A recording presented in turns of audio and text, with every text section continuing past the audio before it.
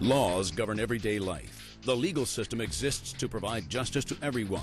Attorneys are there to serve. If bankruptcy looms, if the police come knocking on your door, if your constitutional rights have been violated, or if you or a loved one have been injured through no fault of your own, we depend on them to defend our rights. Many are intimidated by the complexities of the law. Our mission is to help you navigate the legal system, to provide you with news you can use on Talking Law TV. Hello and welcome to another edition of Talking Law TV. I'm your host, Michael Short. On the show today, we have Gene Brooks talking about accident reconstruction. Doug Andrews will be here talking about DUIs that result in serious injury or death. And from Safe Shelter, we have Director Cheryl Branch. So stay tuned. We'll be right back. Who defends the Constitution when somebody challenges its authority? For more than 200 years, our courts and the judges, juries, and lawyers who serve justice every day have protected American freedoms by upholding the Constitution as the highest law in the land. America won't work without fair and impartial courts. State Bar of Georgia, lawyers dedicated to the Constitution's promise of justice for all.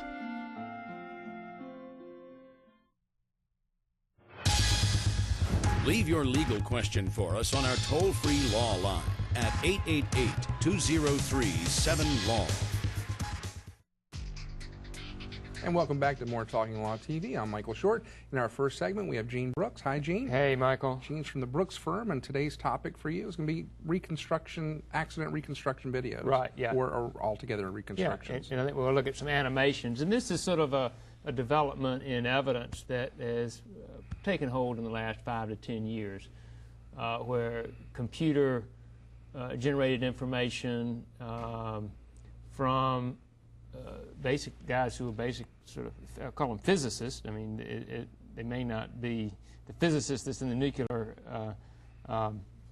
reactor, you know, nuclear program, but they're guys who are taking facts at an accident scene and using the basically Newton's laws of motions from basically a high school physics class or a college physics class, and they're used in a lot of different type of formulas, but they're all generated from those three main rules of physics, and they put it out in the computer and they come up with enough data that allows an animation to be created. Now, even before there were computer-generated videos, people did it with photography and film. I remember seeing one about the Kennedy assassination, and they would do these strings and all the things, the bullet tracing and all that kind of thing. Yeah. So they've done accident reconstructions, I mean, or reconstructions for a long time. They have.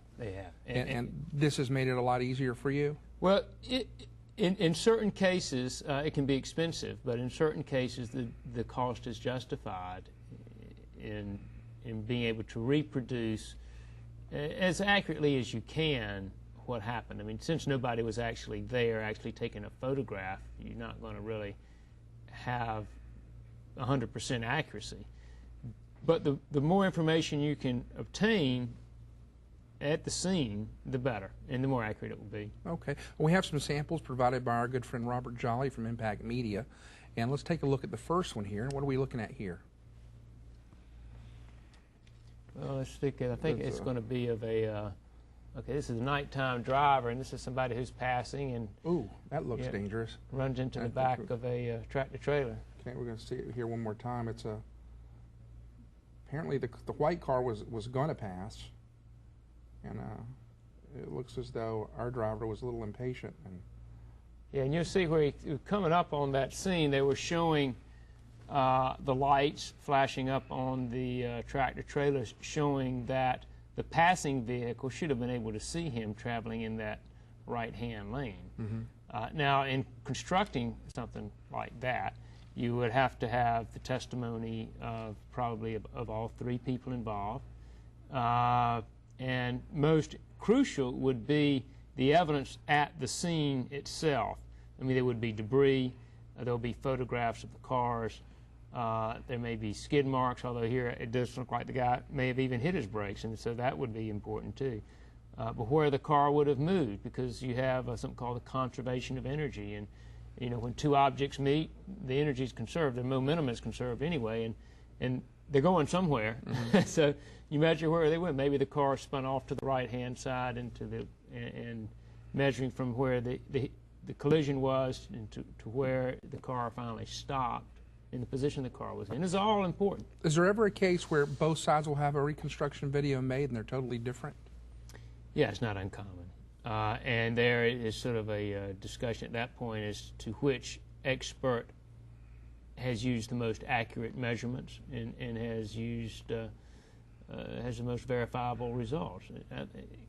But you know, the laws of physics are supposed to be the same. It's supposed to be an objective method of determining what's happened. But again, it all depends on what information you put in. Mm-hmm. And maybe somebody measured what we call the coefficient of friction on the road in a different manner, and one's right, one's wrong. Okay. And we have another one here. Which one is this? This is it's a dump truck. Yeah, he's coming around the corner here, and here you would have the roads of the measurements, and you can they have you know, he impacts with the cart coming around. Yeah, here we're going to see it again. It looks like an ATV or a golf cart, and I would have to imagine in this instance the dump truck wins.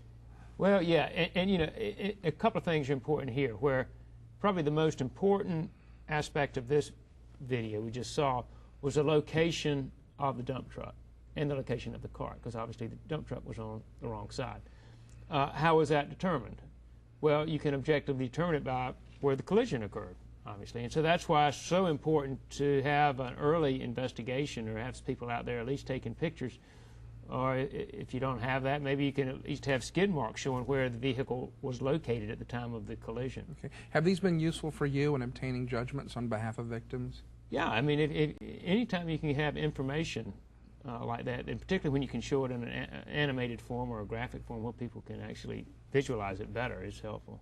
Okay. And we have another one here, and let's see what we have here. This is an industrial accident.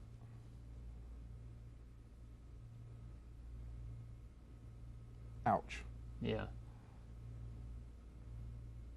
Of a front-end loader or a forklift, I imagine. Yeah, you notice the wheels aren't turning. It was just a matter of the weight. And gravity played a major role in that one. And then we have one last and probably one. the top-heavy nature of the forklift. And which one? Oh, this is an interesting one. Yeah, this was showing a cat bus. And the driver's making a, Mm-hmm. Those right turns from, or left turns from the right lanes are Yeah, and here risky. you could probably see the bus driver didn't probably see this guy. Or should have, but it maybe was looking at the other way when he turned in front of this car. Here, the location of the vehicles at the time of the wreck would be very important again, and you may be able to have determined that by the crush on the vehicles, because it would have hit the cat bus in a certain way. And that's also important to the amount of injury that the person receives in the car, how much force was involved in the collision. Okay. When do you make a determination if this is something you need to invest in for a case? Really by the degree of the injury. I mean, if a person has a permanent injury, and particularly if it's one that's going to impair their ability to work, and if their medical expenses are going to be continuing for the rest of their life, then at that point it's certainly something that should be considered. I mean, sometimes the case can be proven without it, but accident reconstruction is very helpful too. It has been helpful for me in doing it early in the case, so that you can know what questions to ask of the defendant driver. Okay, well, thank you so much, Gene. And again, special thanks to Robert Jolly from Impact Media for providing those for us. And we'll be back with Doug Andrews talking about DUI that results in serious injury or death right after this.